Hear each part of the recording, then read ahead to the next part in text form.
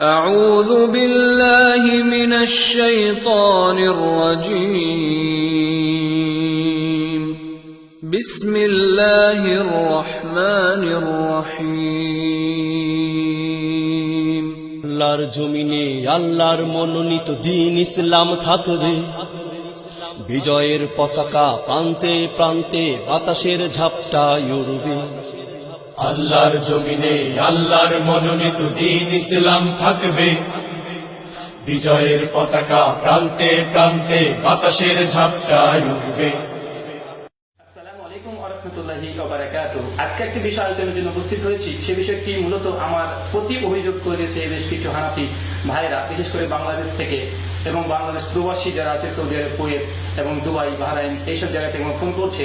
তারা কি অভিযোগ করছে, আমার অনেকগুলো ফোন আলাপ তারা শুনেছে, আর আমি সেখানে তাকলিদ বিষয়ে আলোচনা করতে গেলে একটা উদ্ধৃতি দিতাম। উদ্ধৃতি হচ্ছে এটাই যে ইমাম আবু হানিফার খিলাফ যদি কোনো সহিহ হাদিস চলে আসে তা হানাফিদের মানা এটা গ্রহণযোগ্য নয়, এটা তারা দাবি করেছে। তার জন্য আমি বিভিন্ন বই থেকে রেফারেন্স টানতাম। তারা বলছে আমি নাকি মিথ্যা কথা বলেছি, আমি নাকি মিথ্যাবাদী। এই ধরনের কোনো কথা নাকি তাদের গ্রন্থে লেখা নেই। আজকে এই জন্য শুধু উপস্থিত হয়েছি যে এই কথা কি আসলে তাদের গ্রন্থে আছে, আসলে আমি মিথ্যাবাদী না তারা মিথ্যাবাদী। প্রথমে বলবো আল্লাহ সুবহানাহু ওয়া তাআলা মিথ্যুকদের প্রয়োজনে লানত বর্ষণ করেন, আমি বিষয়টা শুধুমাত্র এই জন্যই উপস্থিত হওয়া যে এই কথাগুলো তারা কি একটা বলেছে যে ইমাম আবু হানিফার খিলাফ যদি কোনো সহিহ হাদিস চলে আসে একজন মুকাল্লিদের জন্য হাদিসকে ছেড়ে দিতে হবে আর ইমাম আবু হানিফার রায়কে প্রাধান্য দিতে হবে। এটা হচ্ছে মুকাল্লিদের মানহাজ, এটা হচ্ছে তাকলিদের সাকসি। আসলে কি এই ধরনের কোনো কথা আছে? প্রথমত আমরা কয়েকটি বিষয় বা বই আপনার সামনে উপস্থাপন করব। প্রথম যে বই সেটা হচ্ছে জাস্টিস তাকি উসমানের লেখা। এটা মূলত উর্দুতে লিখেছিলেন জাস্টিস তাকি উসমানী। এটা বাংলা অনুবাদ করেছে বাংলাদেশ থেকে অনুবাদ করেছে। অনুবাদক হচ্ছে মৌলানা মোহাম্মদ জাইনুল আবেদিন, মাকতাবাতুল আশরাফ থেকে ছাপিয়েছে বইটি।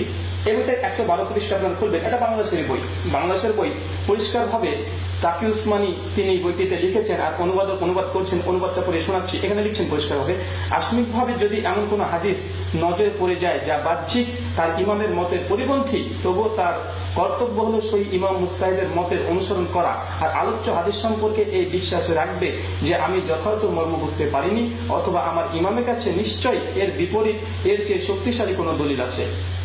আপনারা বুঝতে পারলেন পরিষ্কারভাবে তাকি উসমানী সাহেব লিখেছেন, এটা অনুবাদ। তিনি পরিষ্কার হয়েছে এখানে বলছেন যে ইমাম আবু হানিফার খিলাফ যদি কোনো হাদিস চলে আসে, ইমাম আবু হানিফার খিলাফ যদি কোনো হাদিস চলে আসে কোনো একজন আলিমের কাছে, সাধারণ মুকাল্লিদ আলিমের কাছে, তো হাদিসের উপর আমল করা জায়েজ নয়। তারপরে তাকি উসমানী সেই মুকাল্লিদদেরকে বলছে তোমরা এই হাদিস সম্পর্কে এটা ধারণা করবে, হাদিস তো সহি, কোনো সমস্যা নেই, কিন্তু আমি হাদিসের মর্মার্থ বুঝতে পারছি না। অথবা এটা মনে করতে বলছে বা ধারণা করতে বলছে হয়তো ইমাম আবু হানিফার কাছে এর চাইতে অধিকতর শক্তিশালী হাদিস আছে, তিনি ধারণা পোষণ করতে বলছেন। চিন্তা করতে পারেন হাদিস সাহি, কিন্তু তিনি বলছেন না, ইমাম আবুল খিলাফ যেহেতু হাদিস চলে এসেছে সেক্ষেত্রে হাদিসটা গ্রহণ করা যাবে না, ইমাম আবুল রায়ের পুরে কায়েল থাকতে হবে। নাউজুবিল্লাহ মিন যালিক। তাদের গ্রন্থ ভাই এটা মাযহাব ও তাকলিদ কি ও কেন, অনুবাদ জাইনুল আবেদিন, 112 পৃষ্ঠা, বাংলাদেশের বই ভাই, আমার কোনো ঘরে কিতাব নয়, আমি মুকাল্লিদদের কাছ থেকে কিনেছি। আবু ফাহিম নামে একজন ভাই, ওর কাছ থেকে কিনেছি, উনি পাঠিয়েছেন আমার কাছে। আর দ্বিতীয় একটি বই ওটা হচ্ছে দেবন্দিতে, এটা হচ্ছে বেরেলভিদের বই, ওটা হচ্ছে জা আল হক, লিখেছেন আহমেদ ইয়ার খান নেমি। এটা মূলত উর্দু, যে কে প্রকাশনী থেকে 1995 সালে বঙ্গ অনুবাদ করেছে। বইটি 30 নম্বর পৃষ্ঠা, দ্বিতীয় খণ্ড। তাকলিদ প্রসঙ্গে আলোচনা করতে গিয়ে আরো চূড়ান্ত ভাবে কথা বলেছে, একটু শুনে নিন কি বলছে। 4 মাযহাব ছাড়া অন্য কোনো মাযহাবের তাকলিদ বা অনুসরণ জায়েজ নয়, যদিও সেই মাযহাব সাহাবীদের মুক্তি হোক, সহিহ হাদিস হোক, কোরআনের আয়াতের সঙ্গে সঙ্গতিপূর্ণ হোক। যে এই 4 মাযহাবের কোনো একটি অনুসারী নয় সে পথভ্রষ্ট এবং পথভ্রষ্টকারী। নাউজুবিল্লাহ মিন যালিক। বেরেলভির এক ধাপ আগিয়ে গেছে। তারা বলছে যে ইমাম আবু হানিফা বা ইমাম মুজতাহিদের খিলাফ যদি কোনো সহিহ কোরআনের আয়াত চলে আসে সেটা গ্রহণ করা যাবে না। এতখানি ক্ষান্ত নয়, বলছে যদি রাসূলের হাদিস চলে আসে তবু সেটা গ্রহণযোগ্য নয়। তারপরে বলছে সাহাবীদের যদি আসার চলে আসে তবু সেটা গ্রহণযোগ্য নয়। যারা আমল করবে এবং আমল করার নির্দেশ দিবে তারা হচ্ছে গোমরাহ, পথভ্রষ্ট এবং পথভ্রষ্টকারী। নাউজুবিল্লাহ মিন যালিক। ভাই দুটো, একটা দেবন্দি একটা বেরেলভিদের বই থেকে দেখিয়ে দিলাম। তারা এই কথা একই আকীদা পোষণ করছে যে না, ইমাম আবুল্লাহর খিলাফ কোনো হাদিস আসলে হাদিস মানবে না। ইমাম হানাফি মাযহাবিরা যারা দেবন্দি এবং বেরেলভি তারা স্বীকৃতি দিচ্ছে, লিখিত স্বীকৃতি, অন্য কিছু নাই। বা আমি মিথ্যাবাদী না তারা মিথ্যাবাদী, আপনারা বুঝবেন। আরো একটি গ্রন্থ দেখাই, এটা হচ্ছে মাযহাব কি ও কেন। মাযহাব কি ও কেন, এটাও জাস্টিস তাকি উসমানেরই লেখা বই, তবে এটা অন্য অনুবাদ। দুটো অনুবাদ হয়েছে বাংলাদেশ থেকে, আমি পেয়েছি বইটি বাংলাদেশের মোহাম্মদ বুক হাউস থেকে ছাপিয়েছে। অনুবাদ হচ্ছে আবু তাহের মেজবা, তিনি ছাপিয়ে অনুবাদ করেছেন। পৃষ্ঠা নম্বর 72, মাযহাব ও তাকলিদ, মাযহাব কি ও কেন, এই বইয়ে 72 পৃষ্ঠায় তিনি একই কথা লিখছেন। এমনকি তার স্থলে দৃষ্টে মুস্তাহিদের কোন সিদ্ধান্ত হাদিস বিশেষের পরিপন্থী মনে হলেও চোখ বুঝে তাকে অর্থাৎ মুকাল্লিদকে মেনে নিতে হবে। নাউজুবিল্লাহ মিন যালিক। একই কথা লিখছেন যে ইমাম আবু হানিফার খেলাফ যদি কোনো হাদিস চলে আসে কোনো হানাফি মুকাল্লিদদের কাছে, তারপরেও সে হাদিসটি মানা যাবে না, বরং চোখ বন্ধ করে ইমাম আবু হানিফার রায়টাকে মেনে নিতে হবে। নাউজুবিল্লাহ মিন যালিক। ভাই এটা কি আমি মিথ্যা বলি না, তারা মিথ্যা বলি? তারা বই লিখছে স্পষ্ট। আপনাকে প্রত্যেকটা গ্রন্থ থেকে হানাফি ভাইরা যতগুলো তাকলিদের উপরে বই লিখেছে ততগুলো বই থেকে আমরা প্রমাণ দিতে পারি যে তারা প্রত্যেকের এই আকীদা পোষণ করে। আরেকটি বই যেটা আমাদের পশ্চিমবাংলার নাসিরউদ্দিন চাঁদপুরি, বইটির নাম হচ্ছে ইমাম মানব কেন। ইমাম মানব কেন নাসিরউদ্দিন চাঁদপুরি, আর অধিকাংশ সময় এই বইটাকে আমি রেফারেন্স দিতাম কারণ এটা পশ্চিমবাংলার বই। তিনি এই বইটা 3 জায়গাতে কথাটি লিখেছেন, পৃষ্ঠা নম্বর 26, পৃষ্ঠা নম্বর 39 এবং পৃষ্ঠা নম্বর 40। এটা হচ্ছে পঞ্চম মুদ্রণ। তিনি একই কথা লিখছেন। তিনি লিখছেন ইমাম মুজতাহিদের কথার খেলাফ কোন হাদিস পেলে একজন সাধারণ আলিমের জন্য ইমামের রায় ছেড়ে হাদিসের উপরে আমল করার অনুমতি নেই। স্পষ্ট বলছেন যে ইমাম আবু হানিফার খেলাফ যদি কোনো সহিহ হাদিস চলে আসে, একজন সাধারণ মুকাল্লিদের জন্য, সাধারণ আলিমের জন্য, এখানে আলিম লিখেছেন, সাধারণ আলিমের জন্য ইমামের রায় ছেড়ে দিয়ে হাদিসের উপরে আমল করা জায়েজ নয়। নাউজুবিল্লাহ মিন যালিক। ভাই তাদের আকীদা স্পষ্ট। আসলে এটা হচ্ছে মুনকির হাদিস। ইমাম আবু হানিফার খেলাফ যদি কোনো সহিহ হাদিস চলে আসে তারা বলছে গ্রহণ করা যাবে না। আসলে মুনকির হাদিস হচ্ছে এরাই। একাধিক প্রমাণ আছে যে তারা হাদিসকে অস্বীকার করেছে, তার জন্য তারা বলে থাকে হাদিস আলাদা, সুন্নাত আলাদা। আর একটি বিষয় দেখিয়ে দিই, এটার বইটির নাম হচ্ছে মাযহাব পরিচিতি। লেখক হচ্ছে আসামের, লেখকের নাম হচ্ছে আব্দুল খালেক আল কাশিমি। আমি যখন আসামে প্রোগ্রাম করতে গিয়েছিলাম এবছর, বেশ কিছু প্রোগ্রাম করেছি, তো সেই সময়তে বেশ কিছু ভাইরা আমাকে এই বইটি দিয়েছে এবং এই বইটির জবাব দেওয়ার জন্য তারা অনুরোধ করেছে। তো ইনশাআল্লাহ আপনাদেরকে একটা খবর দিতে চাই যে মাযহাব এবং তাকলিদের উপরে 100 পৃষ্ঠাব্যাপী একটি বই লেখা হয়েছে, বইটির নাম দেওয়া আছে তাকলিদের ভ্রান্তি নিরসন। তো সেখানে আলহামদুলিল্লাহ হানাফি ভাইদের সমস্ত দলিলের জবাব, বিশেষ করে যে কটা বই দেখালাম সমস্ত বইগুলোকে একত্রিত করে তাদের জবাব লেখা হচ্ছে 100 পৃষ্ঠাব্যাপী, আর তাদের যত অভিযোগ আছে সবগুলো খণ্ডন করা হচ্ছে।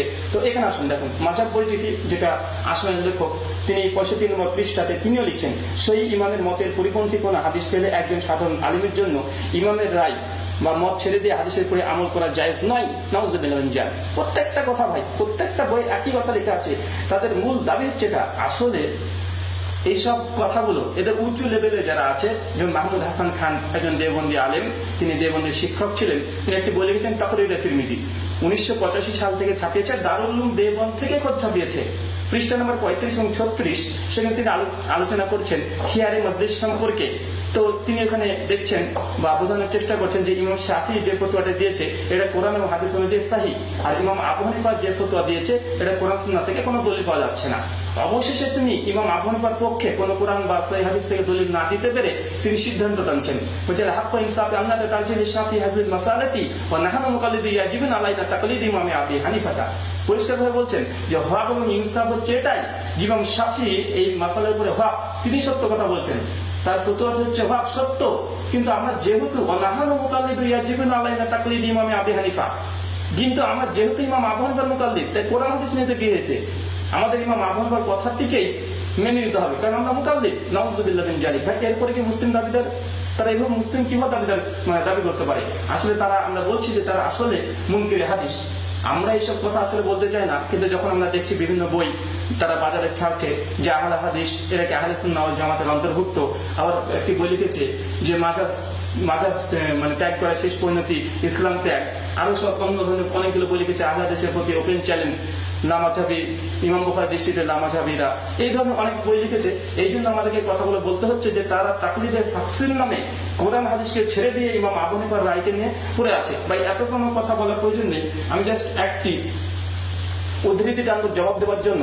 শেখ শাহুল-উল্লাহ মুহাদ্দিস দেহলভী, বিশেষ করে নাসিরউদ্দিন চাঁদপুরি, তিনি ইমাম মানব কেন বইয়ের 48 পৃষ্ঠাতে তিনি বলেছেন যে শেখ শাহুল-উল্লাহ মুহাদ্দিস দেহলভী তিনি ছিলেন একজন হানাফি, পাক্কা হানাফি। আর বাংলাদেশ থেকে একটি বই মিজানুর রহমান সাহেব লিখেছেন, বইটির নাম হচ্ছে আহলে হাদিসের স্বরূপ সন্ধানে। তিনি 48 পৃষ্ঠায় তিনি বলতে চেয়েছেন যে শেখ শাহুল-উল্লাহ মুহাদ্দিস দেহলভী তিনি একজন হানাফি বিদ্বান। তো এই হানাফি বিদ্বানের কথা শুধু আপনাদের সামনে পড়ে শোনাচ্ছি। এটা হচ্ছে হুজ্জাতুল্লাহিল বালেগা, 2য় খণ্ড, 188 পৃষ্ঠা। এখান থেকে একটা শুধুমাত্র কল আমি নকল করে আপনাদের সামনে শোনাচ্ছি। বইটা ছাপিয়েছে রশিদ বুক হাউস, ভাই হানাফি ভাইরা অনুবাদ করেছে, হুজ্জাতুল বালিগা 2য় খণ্ড 188 পৃষ্ঠা। আমি 3 নম্বর প্যারা থেকে পড়ছি, 3 নম্বর লাইন থেকে। এখানে লিখছেন, দেখুন কি বলছেন।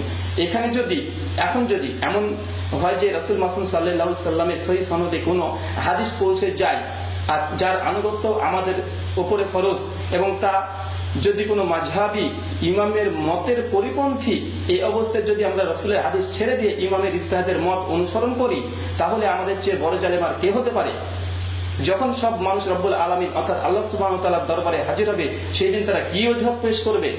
স্পষ্ট ভাবে বলছে। মূলত এই কথাটি মূল আরবি হুজ্জাতুল বালিগা 1ম খণ্ড 155 পৃষ্ঠায় আছে, আর এটা বঙ্গানুবাদ 2য় খণ্ড 188 পৃষ্ঠায় এই কথা স্পষ্টভাবে বলছে। শেখ শাহুল্লাহ মুহাদ্দিস দেহলভী তিনি বলছেন, যখন পবিত্র কোরআন বা রাসূলের কোন সহিহ হাদিস যদি আমাদের কাছে চলে আসে, আর শুধু মাযহাব মানার কারণে, তাকলিদে সাকসি করার কারণে যদি আমরা পবিত্র কোরআন এবং রাসূলের হাদিস যদি ছেড়ে দিই, তাহলে আমাদের চেয়ে বড় জালেম আর কে হতে পারে? আর এইসব ব্যক্তি যখন কিয়ামতের মাঠে আল্লাহ সুবহানাহু ওয়া তাআলার দরবারে উঠবে, এইসব ব্যক্তিরা কি জবাব দিবে?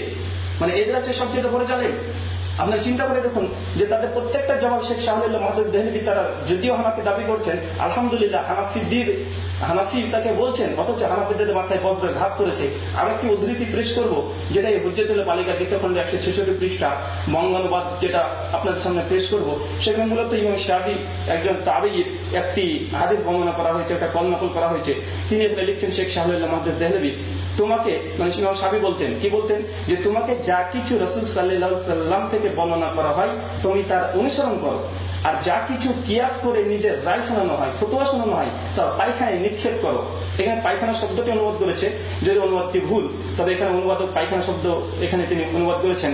তবে এখানে আপনি বলতে চাই, ইমাম শাফি তিনি বলতেন এই কথা রাহমাতুল্লাহ আলাইহি, তিনি বলতেন যে আল্লাহ সাল্লাল্লাহু আলাইহি ওয়াসাল্লাম থেকে প্রমাণিত যদি কোনো হাদিস চলে আসে সেটা মেনে নাও, আর কোনো ইমাম যদি কোনো রায় করে বা কিয়াস দেয় সেটা তোমরা পায়খানায় নিক্ষেপ করো। চিন্তা করে দেখুন, শেখ শাহুল্লাহ মুহাদ্দিস দেহলভী দুটো কল দ্বারা প্রমাণ করলাম তাদের যে কথা বলেছে সম্পূর্ণ ভিত্তিহীন, এবং এটা মুসলিম উম্মাহকে হাদিস অস্বীকার করার জন্য একটা চোরগুলো উন্মুক্ত করার চেষ্টা করছে। আর এই যে কলটি বললাম ইমাম শাফি, এটা মূলত সুনান দারমির হাদিস মাত্র 200 এবং অন্য সংস্করণ 204, এটা মাত্র শামিলাতে 204 নম্বর হাদিসে আমরা পেয়েছি। তো এখানে স্পষ্ট হয়ে দেখুন ভাই, তাদের কথা স্পষ্ট যে মিথ্যাবাদী কি আসলে, মিথ্যাবাদী আসলে তারা প্রমাণিত স্পষ্ট। কারণ আমি যে সত্যবাদী তার জন্য আমি দলিল পেশ করেছি পরপর 5খানা, একদম বাংলাদেশের বই থেকে, আসামের বই থেকে, এবং পশ্চিম বাংলার লেখকের বই থেকে, স্বয়ং দারুল উলুম দেওবন্দের শিক্ষকের বই থেকে পেশ করলাম। আর খণ্ডন করলাম নিজে আমি না ভাই, খণ্ডন স্বয়ং করেছে শেখ শাহুল্লাহ মুহাদ্দিস দেহলভী। আরেকটি কথা বলি, কারণ কথা প্রসঙ্গে কথা আসে, না বললেই নয়। এই মাযহাব সম্পর্কে এটা হচ্ছে জাআল হক 1ম খণ্ড, জেকে প্রকাশনী, আহমেদ ইয়ার খান নাইমি, তিনি 1ম খণ্ডের 12 পৃষ্ঠা একটি কথা লিখেছে, খুব গুরুত্বপূর্ণ দিয়ে শুনবেন ভাই, আমাদের ফতোয়া নয়, ফতোয়া আমরা দিই না। তারা লিখছেন, দেখেন একদম শেষ প্যারাতে অধ্যায় দিয়েছেন 4 সিলসিলা। তিনি বলছেন শরীয়ত ও তরিকত উভয় 4টি সিলসিলা, যথা হানাফি, শাফিঈ, মালিকি, হাম্বলি, অনুরূপ কাদেরি, চিশতিয়া, নাজবান্দিয়া, এই ধরনের তিনি বলছেন এইসব সিলসিলা সম্পূর্ণ বিদআত। আল্লাহু আকবার। চিন্তা করুন, তিনি স্পষ্টভাবে আহমেদ ইয়ার খান নাইমি জাআল হক 1ম খণ্ড 12 পৃষ্ঠা জেকে প্রকাশনী, তিনি স্পষ্টভাবে লিখছেন যে হানাফি, শাফিঈ, মালিকি, হাম্বলি, এই 4টে মাযহাব, 4টে ফিরকা, এটা বিদআত, সম্পূর্ণ বিদআত। কথা লিখছেন সম্পূর্ণরূপে বিদআত। এগুলোর মধ্যে কয়েকটির নাম পর্যন্ত আরবিও নয়, আলহামদুলিল্লাহ তিনি স্বীকার করেছেন। তারপরে তিনি বলছেন যেমন চিশতিয়া এবং নাকশবন্দিয়া। তারপরে আরেকটি কথা এগিয়ে গিয়ে তিনি লিখছেন, কোন সাহাবী বা তাবেঈ হানাফি বা কাদেরি ছিলেন না। আমরা শুধুমাত্র বলতে চাইছি ভাই, তারা স্বীকার করে নিচ্ছেন হানাফি, শাফিঈ, মালিকি, হাম্বলি এগুলো হচ্ছে বিদআত, এটা আল্লাহ রাসূলের যুগে ছিল না। এমনকি এইসব নামগুলো তিনি বলছেন যেমন চিশতিয়া এবং নাকশবন্দিয়া, এটা আরবি নাম নয়। আর কোন সাহাবী, তাবেঈ তারা কি হানাফি ছিলেন না, চিশতিয়া ছিলেন না, কাদেরিয়া ছিলেন না। স্পষ্টভাবে এটা প্রমাণিত যে তারা ফতোয়া দিচ্ছে বিদআত। আর আলহামদুলিল্লাহ আমরা শুধু বিদআত সম্পর্কে এতটাই বলি, আল্লাহ মুহাম্মদ সাল্লাল্লাহু আলাইহি ওয়াসাল্লাম তিনি হচ্ছে কুল্লু মুহদাসাতিন বিদআত, প্রত্যেকটা বিদআত হচ্ছে গুমরাহি। আপনারা অনেক হাদিসটি জানেন, সূরা নাসাই কিতাবুল ইদাইন হাদিস নম্বর 1578 স্পষ্টভাবে আল্লাহ রাসূল মুহাম্মদ সাল্লাল্লাহু আলাইহি ওয়াসাল্লাম বলেছেন, এবং সহিহ মুসলিম হাদিস নম্বর 850, যে প্রত্যেকটা বিদআত হচ্ছে গুমরাহি। হানাফি ভাইরা ফতোয়া দিয়েছেন যে হানাফি মাযহাব, শাফিঈ মাযহাব, মালিকি মাযহাব, হাম্বলি মাযহাব এগুলো হচ্ছে বিদআত। আর বিদআত সম্পর্কে আল্লাহ রাসূলের ফতোয়া যে বিদআতের পরিণাম হচ্ছে জাহান্নাম। তো ভাই তাদের ফতোয়া দিয়ে ভাই প্রমাণিত হচ্ছে যে তারা হচ্ছে গুমরাহ, তারা পথভ্রষ্ট। আসলে আমরা গুমরাহ পথভ্রষ্ট নয়, মূলত তারাই, কারণ তারা লিখেছে ভাই, তারা স্পষ্টভাবে লিখেছে। আল্লাহ রাসূল মুহাম্মদ সাল্লাল্লাহু আলাইহি ওয়াসাল্লাম তিনি পরিষ্কারভাবে বলছেন, মা আয়েশা রাদিয়াল্লাহু তাআলা আনহা থেকে হাদিস বর্ণনা, যে মান আমিলা আমালান লাইসা আলাইহি আমরুনা ফারাদ, স্পষ্ট সেই মুসলিম হাদিস নম্বর 1718 যে কোনো ব্যক্তি এমন কোনো আমল করলো যেটা রাসূল বলেননি বা অনুমোদন দেননি, সেটা মারদুদ প্রত্যাখ্যাত। মান আহদাসা ফি আমরিনা হাযা মা লাইসা মিনহু ফারাদ্দুন। এমন কোনো ব্যক্তি কোনো আমল করলো যেটা রাসূলুল্লাহ সাল্লাল্লাহু আলাইহি ওয়াসাল্লাম অনুমতি দেয়নি, সেটা মারদুদ, সেটা প্রত্যাখ্যাত। সেই বুখারী হাদিস নম্বর 2697, সেই মুসলিম হাদিস নম্বর 1718, সুনান ইবনে মাজাহ হাদিস নম্বর 14, সুনান আবু দাউদ হাদিস নম্বর 606, মিশকাত হাদিস নম্বর 140, বিভিন্ন জায়গায় হাদিসটা বর্ণনা আছে যে রাসূলের যুগে যেটা ছিল না, রাসূল যে কথা বলেনি, সেটা মারদুদ, সেটা প্রত্যাখ্যাত।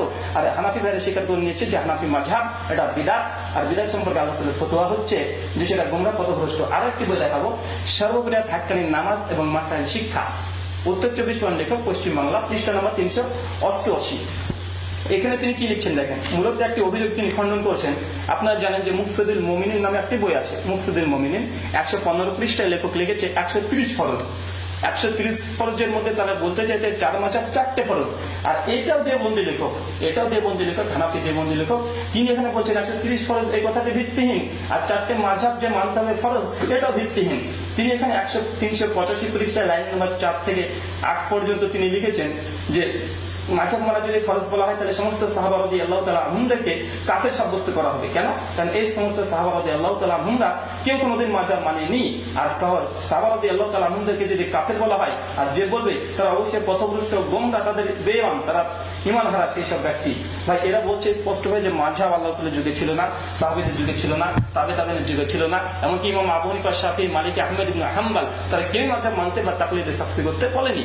স্পষ্ট ভাই আমরা শুধু বলতে চাইছি এতটাই যে তাদের যে দাবি, তারা বলছে যে মাযহাব মানা তাদের যে একটা নিকৃষ্ট একটি উসুল, যে ইমাম আবু হানিফার খিলাফ যদি কোরআনের আয়াত চলে আসে, যদি রাসূলের হাদিস চলে আসে, যদি সাহাবীদের আসার চলে আসে, তো ইমাম আবু হানিফার কথাকে প্রাধান্য দিতে হবে, আর হাদিস, কোরআন এবং সাহাবীদের আসরকে ফেলে দিতে হবে। নাউযুবিল্লাহ মিন যালিক, এর আমরা চরম প্রতিবাদ করি। এটা হচ্ছে মূল তাকলিদের সাক্ষী। এটা করে সাধারণ মানুষকে নোংরা পানির মধ্যে নিমজ্জিত করছে এইসব ব্যক্তিরা। আমরা এখান থেকে আল্লাহ সুবহানাহু ওয়া তাআলার কাছে পানা চাইছি। আর আমি যে মিথ্যাবাদী না, তার যে বইয়ের মধ্যে লিখে রেখেছে এটা আপনাদের সামনে উপস্থাপন করলাম। যথারীতি আপনারা বুঝতে পেরেছেন। আপনারা বইটা বিশেষ করে বাংলাদেশ, আসাম এবং আমাদের পশ্চিমবাংলা, এখানে বইগুলো আপনারা কিনতে পেয়ে যাবেন। মুকাল্লিদরা লিখেছে, তারাই অনুবাদ করেছে, তাদেরই প্রকাশনী, তাদেরই কলম, তাদেরই সবকিছু। জাস্ট আমি পড়েছি, আপনার সামনে উপস্থাপন করলাম। খবরদার আমাকে ভুল বুঝবেন না। আমি হানাফি বা শাফি, মালিকি বা হাম্বলি, ইমাম আবু হানিফা, শাফি, মালিক, আহমদ ইবনে হাম্বল রাহমাতুল্লাহ আলাইহি এদের আমি বিরোধী নয়। বর্তমান প্রচলিত যারা হানাফি বা শাফি, হানাফি, দেওবন্দি, বেরেলভি এরা দাবি করছে, আমরা এদের বিরোধিতা করছি। কারণ এটাই যে তাদের মানহাজ, তারা ওসুল যে করছে যে কোরআন ফেলে দাও, ইমাম আবু হানিফাকে প্রাধান্য দাও, এটা আমরা কখনোই মানতে পারি না। আমরা না কোনো মুসলিম যে মুসলিম বলে নিজেকে দাবি করে সে কখনোই মানতে পারে না। আজকের মতো আমরা আলোচনা এখানে শেষ করলাম। আসসালামু আলাইকুম ওয়া রাহমাতুল্লাহি ওয়া বারাকাতুহু।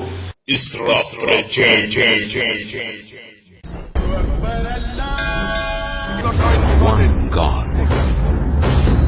One greatest debate.